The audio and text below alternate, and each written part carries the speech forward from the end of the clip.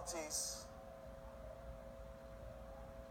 that every dreamer will encounter is finding somebody to be able to understand their obsession with their preferred future.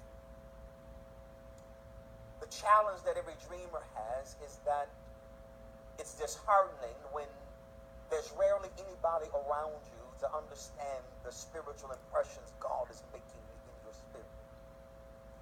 Particularly when they hear them and they sound so ridiculously far-fetched, they're tempted to write it off as some kind of overactive imagination on your part. And they're always tempted to tell you, well, that's a little too much, and maybe you ought to downscale what you're believing God for, and maybe you ought to be a little more reasonable, and right through here being more rational would make a little more sense. But I'm trying to talk to somebody in this room who's been dreaming beyond your current budget now. It might not be everybody, but I came after somebody whose spirit is not settled in the situations they are in currently. Now, I could settle there if I wasn't getting this unexplainable nudging in my spirit that's telling me I'm too anointed to be this broke at the moment. I got too much going for me to still be where I am. And there's somebody in this room right now, I'm telling you, you ought to prepare everybody around you now, and you ought to preface your next move by telling them, you can come with me if you want to, but your unwillingness to go will not detour me from pursuing what the Lord has for. I'm trying not to dance early, but I'm talking to somebody in this room tonight and tell you that you are not crazy.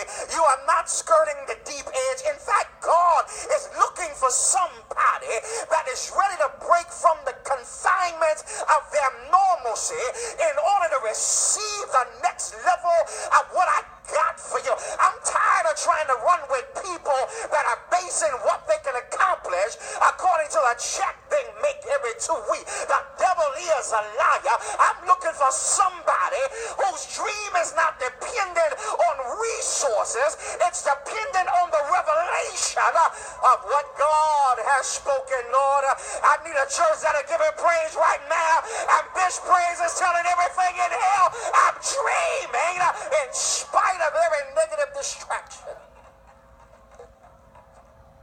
And so it is, be seated, let me, and so when we look at Genesis, I became immediately arrested. I became enthralled by this picture that is depicted in Genesis 41, because what we are looking at is we're looking at Pharaoh, and we come upon him and he's quite agitated. He is frustrated because he keeps having a repetitive dream over and over and over again. He can't shake it. It will not leave him. No matter what happens throughout the day, his mind and his spirit is still drawn to the dream. Now, there's about 23 of y'all in here tonight. The reason you're really here is because you're drawn to the dream. Because the truth of the matter is, I've got enough external reasons right now to resign, walk away, throw in the towel, and totally forget what God has shown me. But the God who had begun a good work in you, he will. Oh, I thought I had some people in here that says I'm still dreaming in an uncomfortable environment. I'm still dreaming in a less than ideal circumstance. I'm still dreaming